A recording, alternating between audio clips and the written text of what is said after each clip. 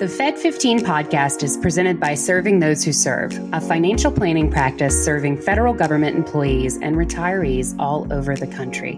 This podcast is for informational purposes only and is not intended to be taken as financial advice. All listeners should consult their personal advisors before taking any action. The opinions expressed by our hosts are their own and do not reflect the views, policies, or position of either Raymond James or Serving Those Who Serve.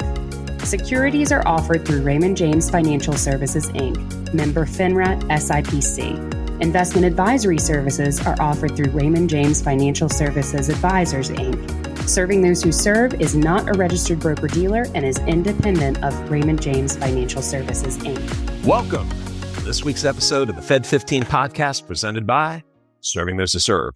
Each week, we discuss the latest news and info the feds need to know in 15 minutes-ish. Sometimes they get long-winded or less. So whether you're a seasoned federal employee or just starting out in your career, we have you covered. So grab your coffee, your energy drink, your green juice, whatever gets you rolling, keeps you rolling. Kick back. We'll let you know what you need to know and might have missed. We are your host. I'm Dan Seif, and I'm joined by the inimitable and irreplaceable Katelyn Murray. Hello, everybody. We are excited to be joining you today for an extra special episode of the Fed15 Podcast because I am not the only co-host on this episode. We are joined today by Miss Alex Witt, who is the host of the Fed Thread Podcast. Now, on the Fed Thread Podcast, Alex explores issues that matter most to federal employees, from workplace federal benefits, well-being, career growth, and navigating change in the federal workforce. Through conversations with experts and public servants, she shares practical insights to help federal employees thrive both professionally and personally. So we are delighted to have Alex joining us today to talk about the human side of federal service and really how workplace well-being and financial confidence can go hand in hand. Alex, welcome. I'm delighted to be on, Katelyn and Dan. Thank you for having me. Glad you could make it. And as I said before, great name for the podcast. I wish I'd thought of it. So awesome. Love it. Thanks, Dan. Federal News Network also has Feds with Benefits, which I thought was another very clever name. I can't take credit for that one myself, but yeah, we're full of very punny titles. Yeah, Feds with Benefits I'm jealous of that one. That one's good. That's very, very punny. And it features Kevin Moss from Consumers Checkbook, who I know you guys are familiar with as well. He is a wealth of knowledge. Kevin. And I got to speak to him as well a couple of times already for Fed Thread. So if people get the chance, they should check it out. Absolutely. Definitely. Absolutely. Yeah, Kevin Moss is definitely a friend of the podcast for sure. He's a very, very smart guy. I'm going to just throw it out there right now because I'm shameless. If you like us and if you're listening to us, make sure you get over, bookmark, and listen to Alex. It's, as you're going to learn from the Q&A, it is a podcast whose time has come, and we probably need it more than ever. So, Katelyn, I know we got some cool things to talk about. We do. So we're going to structure this a little bit like a Q&A. This will probably be a slightly expanded episode, but I know our listeners are pretty used to that. Dan and I are both a little long-winded. But we're going to talk with Alex today and just kind of have a little bit of a Q&A discussion. And if you like what you hear, definitely pop on over to Fed Thread and you can hear more of Alex there. So Alex, just to kind of get us started, in your work with Fed Thread, you've been speaking with folks across the federal community about federal benefits and moreover, well-being in the federal workforce. What themes keep coming up for you in your conversations there? Yeah, thanks, Katelyn. You know, I've, as you mentioned, spoken to a number of different experts from all different sectors of federal, professional, and personal life. And the theme that I keep finding in talking to them is that even when things are scary and a lot of things feel like they're out of your control, whether that be the current financial climate, which you guys talk about consistently, or changes to your benefits or your retirement, or just changes to the federal workforce writ large, whether that be restructuring or role shifts or new agencies popping up or going away, regardless of whatever those changes are being thrown at you, the theme that keeps coming back is that there's always something you can do to take control of your circumstances, even in a small way. It's not going to make a bear market feel any better or inflation. It's certainly not going to make some of these rifts feel any better. Lots of the scary things that are happening to feds out there. But what you can do is to advocate for yourself, to make it a priority to stay informed with credible sources like Serving Those Who Serve and Federal News Network and NARF and so many organizations that are out there. And another theme is that there are people out there and organizations that truly have your best interest at heart. They really care. And if you seek them out, they are already working on your behalf. So lean on them. You are not alone. Join communities that are Fed-centric, and you'll definitely feel a lot better.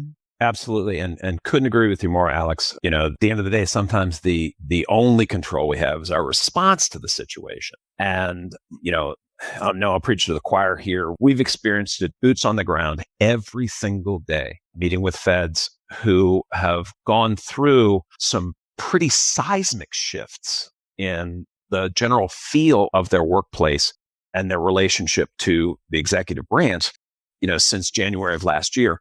So significant organizational changes, but also I'll go so far as to say, there's been trauma with this.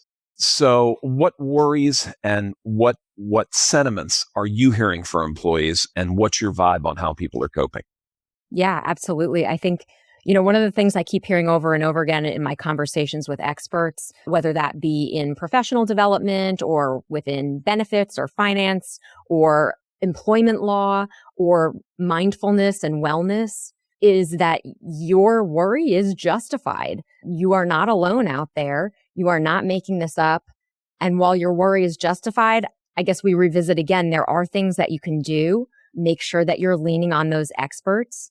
Make sure that you are staying informed, but not to the point where it's causing you to panic every day or become exhausted. It's so important to use your experts as a quick reference guide so that you know what is most important to pay attention to and separate that out from the noise. I just had a discussion yesterday with John Hatton, who's the staff VP of Policy and Programs at the National Active and Retired Federal Employees Association at NARF. And so he made very clear how they have been able to keep certain provisions out of legislation that otherwise could have been disastrous. And so where you don't have to necessarily get yourself in a panic or be totally plugged in all the time, know that you can rely on these organizations essentially to tell you what you should be worried about, and then to give you guidance on how you can make reassessments of your own, whether that be financial portfolio, your retirement, your benefits, things that are important to you, and how what's happening in the macrocosm can help you with how you adapt in your own personal and professional life. Sure. And those great points. One of the things that I always like to share, because, I'm the graybeard around here, coming up on 40 years. So this is my fourth riff. One of the things that people don't think about is that you can come back, and an astonishing number of people do. Over almost 4 decades, I would say almost 40% of the people that we've met and worked with have had breaks in service. And when you take into consideration that each one of those riffs was at least 10% or more reduction, and yet the civilian non-postal workforce has hovered between 2 and 2.2 million, going back 25 years. So that means people are getting hired and people are getting hired back. So that's one of the things that we've been talking with people a lot as they've been, RIF or taking a Vera or that type of thing. So, Katelyn, you have a great question. Yeah, I know you're kind of itching to ask. Oh, absolutely. Yeah. So, Dan, I think, the trauma component is certainly a piece of the overall federal landscape over the past year, 18 months or so. I think also, though, two things that kind of have gone hand in hand in the current federal environment with that trauma is the concept of performance and productivity. And Alex, you did a great episode called The Hidden Costs of Performative Productivity, where you actually spoke with Alex Snyder, who is a former Fed himself, I believe, and also co-founder of the Mindful Fed community. So I was curious in your conversations with him and also with other, folks in the federal community, what's one productivity myth that you wish federal employees would stop believing? And what habits have your guests shared that have actually helped them improve productivity without leading to burnout? Yeah, absolutely. Alex was a great guest. As soon as he got on the podcast, you could hear in his voice, it was just slow and smooth, and it had this calming effect. He is now a meditation coach, but he was a Fed, you're right, for 15 years working in a very stressful position in the Senate, and then I think also as a diplomat. So he knows stress and he knows what it feels like to be constantly reactive. And I think of, I was a former tennis player, and I think about how when I was practicing by myself, you hit against a wall because you don't have a partner to hit against. But when you're hitting against the wall, the harder you hit that tennis ball, the harder it comes back at you. And I find in my professional life, the quicker you respond to an email, the faster you're trying to react and jump at something, the quicker things just wind up coming back to you. And it doesn't mean that in that cycle of the hamster wheel kind of rolling you over as you're just trying to keep up, that you're actually doing better work or making real progress, even though the speed of things can make you feel like you're being productive.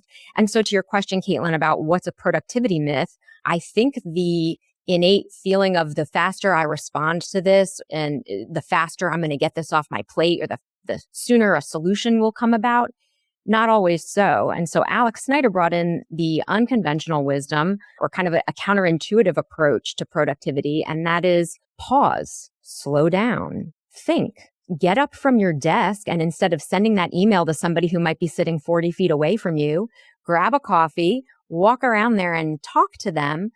Don't just start right in on work and what's going on. Hey, what's going on with this project? Because I'm really concerned. Start in with, how are you doing today? That's how he opened our conversation before we even started recording. And I was like, it actually took me aback. I said, I'm really glad you asked, Alex. I'm a little stressed out today. We've got a lot of things that I'm juggling. And it was really the perfect way to set up our conversation, so appropriate for the conversation about slow mindfulness that we were having. So what I would say to Feds is, even though it feels like you got to go faster to keep pace with competing priorities and stakeholders who may have totally divergent views, and one's telling you one thing and somebody's telling you something else, and you're just trying to stay afloat in your day-to-day, slow down and pause and think and try to make those reconnections with the people that you work with on a human level. Because as you build those relationships and as you start talking through the problem, as Alex Snyder will tell you, it's going to open up the space for you to have much more creative solutions where you can, measure twice and cut once, instead of just jumping at the first thing that comes to mind and you're alone in a silo. Don't do that. There is time. So another myth, I don't have time to do that. There is time. We will make time for it. And when you do make time for it, you realize how all those other things that you thought you had to do first were not really as urgent as they first appeared. Yeah. Well, that's awesome. Really. Now, unfortunately, this is the way my golden retriever brain works. Now I have to ask, baseliner, all court player, or serve and volleyer? Oh, I'm a ground stroke girl. I'm nobody knows, but I'm 5'1", so I'm not a very tall person. I do enjoy being at the net, but I do tend to stay back at the baseline. And I have since become a pickleball player, Dan. And I don't know if you know a lot about pickleball, but if you don't have a net game, if you don't have a dink game, if you don't have a net game, you're not going to do so well. So I started out trying to play like a tennis player in my pickleball game, and I've got to adjust. Got it. Sorry, Katelyn, I just took us off the rails for a minute there. No, you're good. In my misspent youth, I played the game. It's a great game. I mean, more power to you guys. I think I've played tennis on like one family vacation and they ran me to death and I was I wasn't for it. But yeah, so I think it's really valuable insight, Alex, as far as the slowing down. I mean, it brings to mind, right, like the old Army motto, right? Slow is smooth, smooth is fast. And yes. I think that's so true. And I think it's very easy to get caught up in the speed of things and the fast, and let's do it now and let's do it quick. When I think there's a lot of value in slowing down and accessing, Daniel Kahneman is a big sort of idol of mine, author of Learning Slow and Fast. And I think, there's so much that we could apply that to beyond just productivity, but also lifestyle, managing stress just in your day-to-day life, wearing different hats, but then also in the financial side of things, right? We talk a lot about financial planning and making financial decisions and things like that. Reacting to market volatility is the thing that kind of came to mind for me. If we slow down in those moments where we're seeing some choppy markets, where we're seeing some movement, and maybe not even movement that's being reflected in the market, but rumors of movement, there can be that pressure to take an action quickly, to move fast. And often that leads folks astray. I think, if we kind of come back to our center, and I always say, come back to the plan, come back to your grounding in your plan. And long term, is this going to matter? I forget who, maybe Dan, you remember, but forget who has the concept of like, will this matter in 5 hours, 5 days, 5 weeks? Yes, the 5 rule. Yeah. And that's a great rule to kind of evaluate, because a lot of times, when we want to make those knee-jerk financial decisions, we're better off just kind of coming back to the plan, grounding, slowing down, and kind of getting out of that fear-based response brain. So with that in mind, kind of looking at, financial stress in particular, and also connecting that to the concept of burnout. I mean, what's your read on this, Alex? Do you think that financial stress contributes to burnout outside the workplace more than people realize? Oh, I absolutely do. I mean, to think we're just these compartmentalized people, that we're our work selves and then we're our home selves. When something as existential of a threat as your financial stability for yourself, for your family is at stake, especially in a climate where you don't know if you're going to be riffed or you don't know what's coming down the pike, and then maybe you've seen some colleagues get let go and now you're taking on their work. Talk about burnout. I mean, we have a lot of feds that are living it right now. And so that all ties back to financial insecurity and wanting to do 110% because, God forbid, you lose your primary source of income. So I see those two going completely hand in hand. Absolutely. And I just got to say, Alex, this is why I am so thrilled that you and this podcast exist in the universe, because it's literally exactly what our feds need right now. But I got to ask, because I'm doing a little fan guying here. What's the most memorable piece of advice you've received so far from a guest on FedThread? Dan, there have been so many already, and I was fortunate enough to have Katelyn on just the other day, along with guests from FIBA and from DC SOFA. So that conversation was really fascinating. And Katelyn, I really hope, like you said, people are taking advantage of these low tax brackets, because so much of what we talked about was how the taxes have major implications for your retirement plan. That alone is a memorable piece of advice. We don't know how long the brackets right now as they stand are going to last, but take advantage of them. But I mean, we mentioned Kevin Moss before from Consumer's Checkbook. Wow, what an encyclopedia of useful knowledge when it comes to benefits and how to reassess your plan every year. That alone, making sure that you reevaluate your insurance options, because not only do those change, but your own circumstances change. There's definitely ways that you could be leaving money on the table that could be significant, hundreds, thousands of dollars. So that stood out to me, along with his advice about don't dismiss the high deductible plans, even though it feels like, I want the peace of mind. That was a huge takeaway for me. And then when you think about investing, just the HSA capability alone and the triple tax benefit, I mean, these are huge pieces of advice that if anybody's not already listening, this is money directly in your pocket. So those stood out to me. And then, of course, when I think about some of the more reassuring advice, having folks like Alex Snyder on talking about it's okay to slow down. It's okay to take that restorative time to go for a walk and not use that walk to think about work. It's okay to have coffee with a colleague, because you're going to actually get better work outputs when you do that than when you stay in a silo that's just a reactive smashing the tennis ball against the wall as it smashes back at you. So we've had a lot of great, memorable feedback. I think one of the scarier pieces actually came from Sean Southworth. He is the founder and CEO of Southworth PC. And we talked about employment law insofar as federal employment rights and whistleblower protections. And one of the things that he said to me was, you may be on a clock and not even know you're on a clock when it comes to responding to an investigator, or when you are building out a paper trail, or there's something serious that's going to be happening within the workplace from a legal perspective. So that was kind of a moment that makes you go, I'm nervous when I'm on the clock, let alone when I don't even know that I'm on one. And so what feds don't know can hurt them in that way. Being prepared, know your clock, he said, have your paper trail. always be prepared for a scenario where you don't even realize that there could be negative implications around something you weren't even planning on. So as we've been saying before, there's a lot of memorable stuff. But what I love about FedThread and talking to these experts is that these aren't necessarily things that you can just Google. As the kids say today, I'm going to search it up. You can search it up, but there is nothing that will substitute for the lived experience that these experts have or that they've helped people who have lived the experience. So getting that real world testimony, I can't value it enough. Yeah, I Absolutely. think that's something that's really important to remember in our day of AI, right? And Claude and ChatGPT and Gemini and all these services that you can go to and talk to like a person. It's that LLMs don't have that depth of experience and expertise. And the thing about federal benefits, and this is, what I talk about with folks all the time, this stuff is nuanced. It depends. You can answer literally nearly any financial planning question with the answer, it depends, because it really does, right? The conversation that we were having and that was such a great conversation around the tax brackets and, the possibility of Roth conversion and addressing tax flexibility prior to and post retirement. And, that sort of thing, you can't go to ChatGPT and ask if you should do a Roth conversion.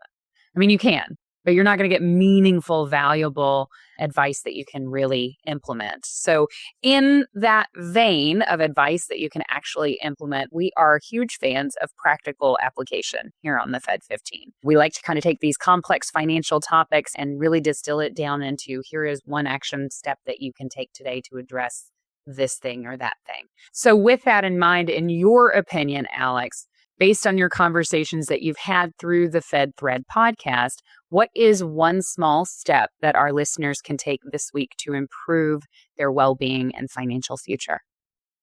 Well, Katelyn, I don't know if this is too rudimentary for your audience, but it's something that helped me tremendously that I did at the end of last year.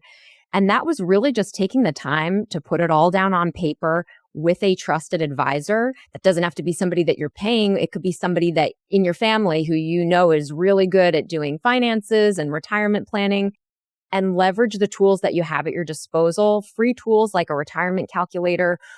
Play with different scenarios, put things in there so that when it's all in front of you on paper and you have maybe your conservative scenario, your likely scenario, and your ambitious one, you have a plan that no matter what, come hell or high water, you know what to do when it hits the fan, And so knowing that gives you peace of mind. It goes back to that tie between your financial well-being and your own mental well-being. When I took a look at things after somebody helped me through that process of making not only an annual and a monthly budget, but then having that retirement, my investments built out with certain, the percentage that it should grow over time, likely versus conservative versus ambitious, it made me feel so much better about where I stood. And then that enabled me to make personal decisions of, do I want to take some time off of work? Do I want to be spending more time with loved ones that aren't going to be here forever? Do I want to invest in myself in other ways, to get new certifications or to be able to do a workout every day or go for a walk or, it could be whatever is meaningful to you. But once you feel that security around, what, even if something goes wrong, I have a plan and the plan I'm on right now is looking really good. It frees you up to not be worrying about that and burning yourself out at work because you think, well, what would I do without my job? And if I got riffed, or it opens up your eyes to the options of what you can do even outside of that. And I just think that has tremendous positive implications for your own mental well-being and psychological well-being. Absolutely. Well said. Yeah. It's about opening doors. I think one of the things that I find so empowering about, financial planning and on working with people one-on-one with this sort of thing is that I think that there is a bias that looking at the numbers is this really granular, nerdy, in the weeds, quantitative task. But I think the one thing that surprises folks so much once we actually get into, conversations around their unique financial situation and their plans and their goals is that it is so qualitative. It starts with the goals and the values. And I think once you have your goals and your values defined, it becomes so much easier to make all sorts of decisions, not just decisions around money, although certainly that's included, but decisions around, Alex, what you were saying as far as like the possibility of taking a sabbatical, the possibility of investing in yourself in other ways. It just opens up so many doors to you. I think this is something that I said when we were kind of having our conversation, again, with the guys in that round table. It's about mental flexibility and staying open. And it makes sense that you would have a whole lot less flexibility and a whole lot more fear if you don't have a plan.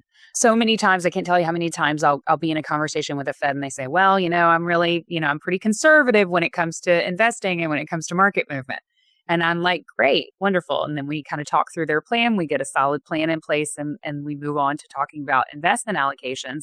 And when we step away from percentages and start looking at actual dollars, here's how many dollars are in kind of cash, right? Which has no downside risk, right? And then how many dollars we have in fixed income, our bond funds that are going to be less volatile with the market, but do still move. And then here's what we've got invested in our equities for long-term growth. What I find is that they actually are less conservative than they think they are. And it makes total sense to be very conservative when there's not a plan in place. But when you have that plan and you have that perspective, when you can get that kind of topographical moment where it's like you're standing above it all and looking out and you can see the full landscape, then you sort of automatically become a little bit more comfortable with taking some risk because you've defined what that risk is and you know what your plan is and you know what you have in reserve. So couldn't agree more. And you might have that moment where you say, oh my God, let's take the trip. This is great. I was saving up, but what was I saving up for if I'm not going to have these, memorable moments, whether travel is important to you or something else, maybe buy the car or whatever is meaningful to you. It definitely gives you a better informed approach to how you're making personal and professional financial decisions. Absolutely. Sure. I say all the time, I'm so sorry, Dan. I say all the time that I think if you were to make decisions about your life based solely on what is financially the more savvy decision, that would be a shame to me. I think that you should absolutely be educated on what the financially savvy move is. And then I think that you should ground in your goals and values and understand the financial landscape. But more money fluctuates. Money tends to fluctuate. Time, less so. And we don't know how much time any of us have, right? So money is just a tool to get the most that you can out of your time while you're here. So true. I was just going to toss in that, Alex, you kind of left off coming out of that meeting with yourself with the, hey, I'm going to start an awesome podcast that Feds didn't know they needed, but every single Fed needs to watch. So that was one thing you left off your list because you clearly did that, and we are grateful. That was one of the things that, life throws surprises at you. And when you feel secure in your finances and you feel secure in where you're going in life and what your priorities are, it definitely opens you up to possibilities of doing things that you might not have ever considered before. So here's to making informed decisions and to having a plan in place. Indeed. Love it. Well, everybody, we could stay and talk all day with Alex, but that is actually all the time that we have for today's episode. No. Unfortunately, we will be back next week to bring you all the latest updates that you need to make informed decisions about your career and financial well-being as a Fed. And to catch Alex, where can they find you with FedThread? Yeah, well, you can find FedThread anywhere that you download your podcast. So that's Apple or Spotify. You can go to federalnewsnetwork.com and search FedThread. The episodes are all being uploaded live there, uploaded every day there. So you can watch on federalnewsnetwork.com. And we're excited to have you in our audience. If you have ideas, please, we would love for you to reach out. There's a form fill on the FedThread page where you could suggest a topic for an episode or leave comments about one that you watched. We are really excited to hear your feedback. Excellent. So, Alex, will you come back and visit us again? Oh, of course. I would hope you'll invite me back. Absolutely. That's a done deal. And folks, subscribe to Alex's podcast too. And analytics shows that still 78% of our folks that are watching regularly haven't really subscribed yet. So please hit that subscribe button on our podcast on our YouTube channel so you never miss an episode. And please remember to share it with friends and colleagues. Of course. And for more information on the topics covered in today's show, obviously you can check Alex out over at FedThread, but be sure to also check out blog.stwserve.com. We have tons of informative content. We've got 3 new pieces of content per week coming up for you there. While you're there, you can subscribe to the weekly serving to get those content pieces delivered straight to your inbox every single week so you never miss an article. There's a ton of information there, a wealth of resources for the do-it-yourselfer or for the folks who want a relationship with an advisor. We serve both. Absolutely. And for those who want an even deeper dive into learning about federal benefits, financial planning for feds, we encourage you to join one of our complimentary webinars. We've got a couple of really good ones coming up. On August 26th, we have our FEHB. Yes, it's not too early to start thinking about open season, folks. It's not. Just ask Kevin Moss. He'll tell you. From 10:30 to 2:30, that's the guru, Ed Zerndorfer, presenting. I'll be hosting. And then on September 8th, from 11 till 2, we've got TSP planning. And my fantastic co-host, Katelyn, will be presenting, and I'll be the sidekick for that one. And if you prefer a one-on-one educational approach, sit down with you, answer your questions, walk you through the things that are concerning you, feel free to reach out to us at meetings@stwserve.com. We're happy to talk to you, happy to help you any way we can. Thank you so much for listening to this super special episode of the Fed15. Alex, thank you so much for being game to come on and have a great conversation with us. Look forward to hosting you again in the future. I am Katelyn Murray. And I am Dan Sipe. And we will see you next week.